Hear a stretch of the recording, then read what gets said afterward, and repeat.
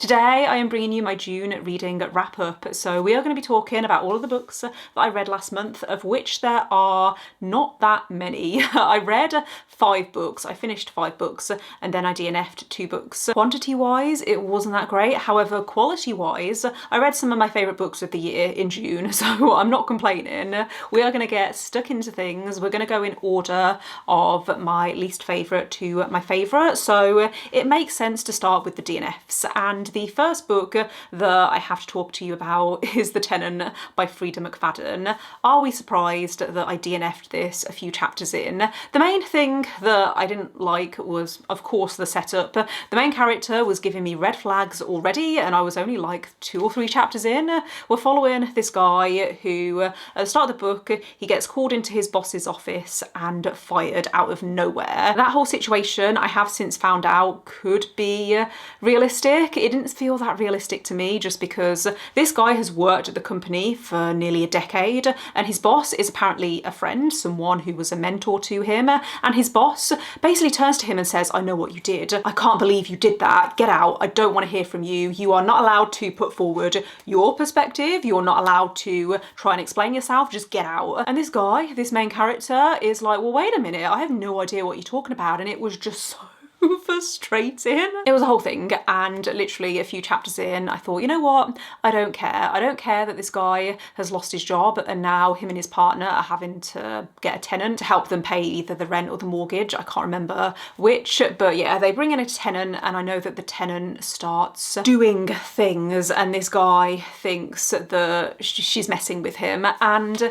yeah, I didn't care. I've looked up spoilers, and I'm really glad that I didn't push through, because even the audiobook wasn't capturing my attention. If I'd continued, it probably would have been a 2-star, and I've read too many 2-star Frida McFadden books. I don't need to read another one. The next DNF I was a little more disappointed about, and that was Gifted and Talented by Olivia Blake. This was, I think, one of my most anticipated releases of the year. I really enjoyed the Atlas trilogy by this author. However, I got to the halfway point, and it wasn't that it was bad, it was just feeling very much like a 3-star read. I felt like I'd got everything out of the book, and I didn't want to continue and read another 250 pages when I could read something else that I might actually enjoy. So this is following 3 siblings who are very privileged, and I think that Olivia Blake was trying to show how it's affected these characters differently. So the eldest, Meredith, is very entitled.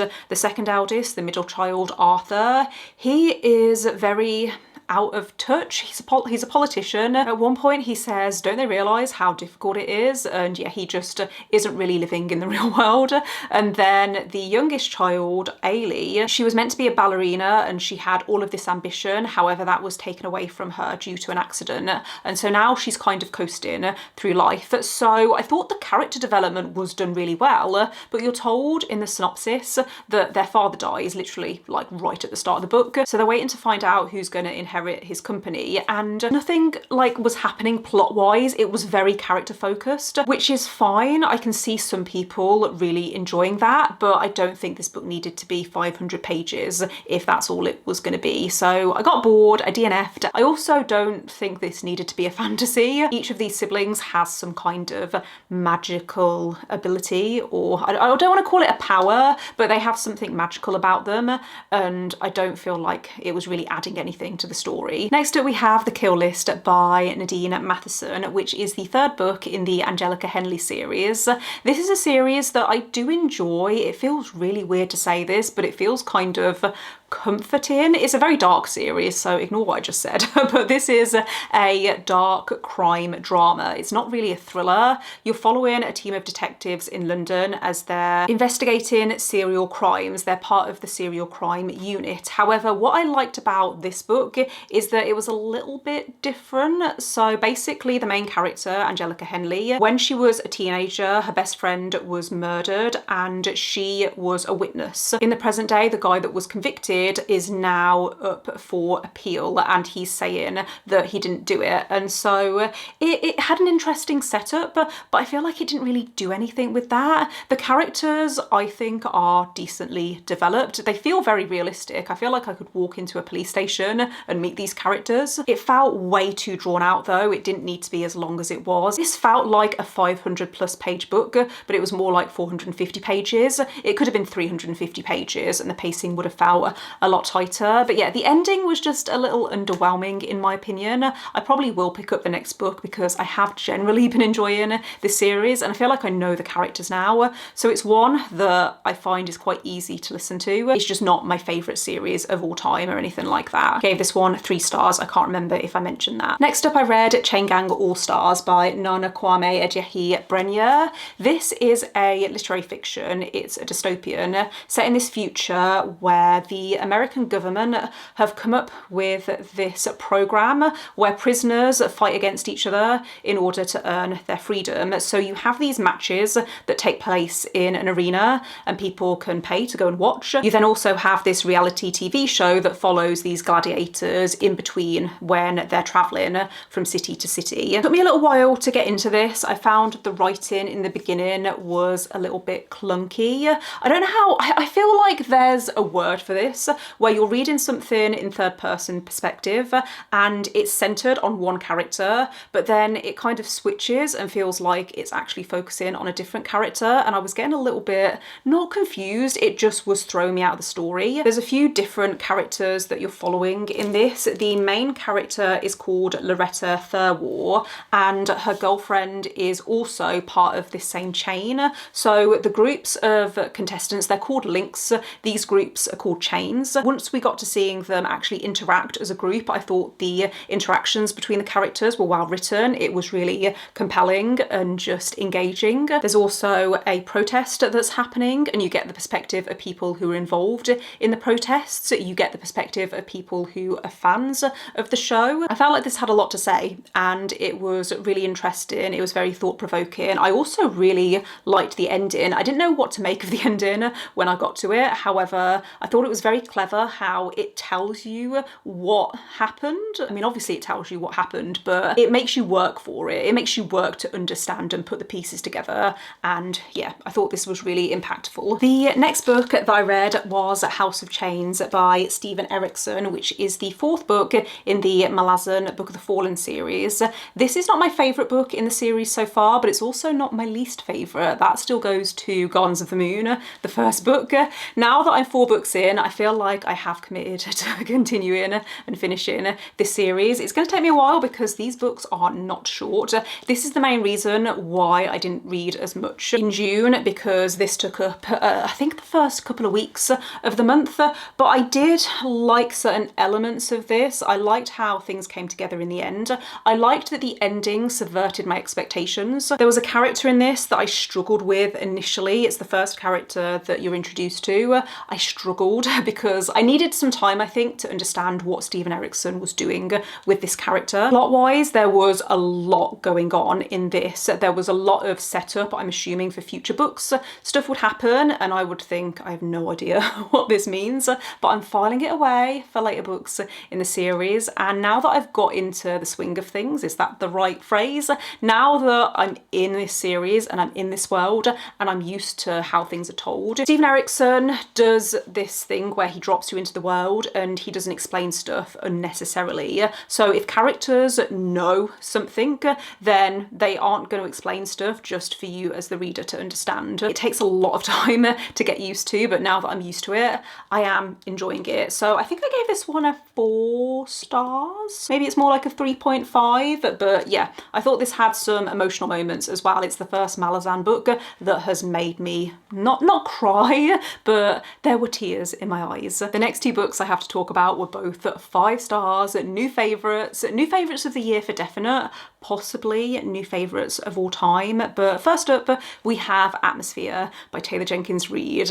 I loved this so much. It's become my second favourite Taylor Jenkins Reid book. I made a video where I ranked and reviewed all of Taylor Jenkins Reid books, so if you're curious about my favourites and my least favourites, then I'll leave that linked. Atmosphere was incredible. This is following a main character called Joan, who is one of the first women to join NASA's space shuttle program. The book opens with a disaster happening. There's something that goes wrong during a space mission, and then the book goes back in time and follows Joan as she joins against NASA, and it's a book about found family as well as complex family relationships. Joan has a very complicated relationship with her sister, but she has a great relationship with her niece, who is only a child at the start of the book. Ultimately though, this is a beautifully written love story, and I think it's really important to know that going in, because I've seen a few people who were disappointed because this doesn't focus as much on the space side of things. The point of the story is this love story, which I thought was really well written. Joan is a likable character in my opinion. That doesn't mean that she's not flawed.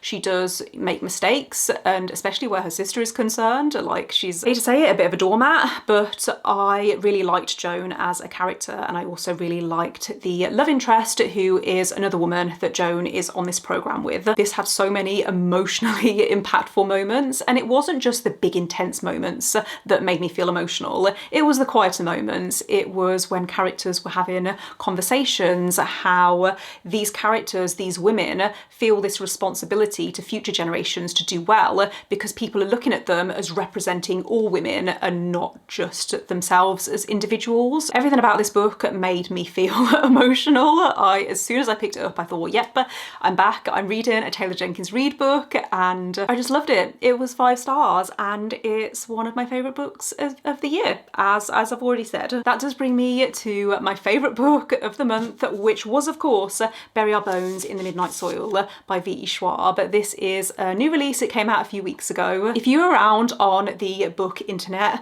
back whenever Addie LaRue came out, you may remember that Addie LaRue was one of the most hyped books of that year. Everyone seemed to be giving it 5 stars, and I enjoyed it. I gave it like 4 stars, but it didn't seem to have as much of an impact on me as it did on other people. This, absolutely understand the hype. It's getting so many good early reviews, and it's not going to be for everyone, but if you like slow character-driven stories, if you enjoy following characters over a long period of time, if you love toxic characters, this delivers. This is being marketed as toxic lesbian vampires, and it delivered on that, in my opinion. In this, we are following 3 women. So the first character that you meet is Maria in the 1500s, 1532, and at the start of the book, Maria is married to a man who only sees her as his wife and a baby making machine, which she doesn't want. You also get the perspective of a Scottish girl called Alice, who is living in the US. She's gone to college over there, and she, at the start of the book, has a one-night stand with a girl that she meets at a party. She wakes up the next day, this girl has disappeared, and there's a kind of mystery where Alice is trying to track down this other girl. I don't want to go too much into details because I didn't know a lot about this book going into it, but basically you're following these characters over a long period of time, and you're seeing these relationships develop, and it's so addictive. The writing in this is beautiful, in my opinion. It's very lyrical and descriptive, but still fairly accessible, I would say. These characters are so complex, and what I loved about this book is it felt like V.E. Schwab had taken a lot of care and a lot of time in writing it. It didn't feel rushed. Every single moment felt deliberate, and yeah, I loved it. Even the ending, like there was one moment towards the end where I was thinking, are we really doing this? No, the ending, it was great. I loved seeing how all of the threads came together, and I thought that this was just a masterpiece. So those were the 5 books that I finished in June, plus 2 books that I DNF'd. As you can see, I read some very chunky books last month, which is why my volume was a little bit lower than my average, but it was a great reading month. I am really happy with how my reading went in June, and I have some exciting plans for July as well. You may or may not have noticed I haven't done a July TBR this month, and that is because I am focusing on one particular reading vlog, which is probably probably not that exciting, but it's exciting for me because I'm already feeling so productive just because of this vlog, and I'm really excited for it to hopefully go live at some point in the next few weeks. But I'm gonna wrap things up here. It is very warm in the UK at the moment, which is why I've tried to keep this wrap up reasonably short. I don't know whether I've actually achieved that, but it's warm and I can't sit in this room for longer than about half an hour without melting. So yeah, thank you for watching this video. If you've made it this far, let me know in the comments if you've read any of these books and what you thought of them. Let me know your favourite book of June, but otherwise don't forget to give this video a thumbs up if you enjoyed it. Click subscribe if you would like to see more videos from me, but otherwise I will see you next time. Bye.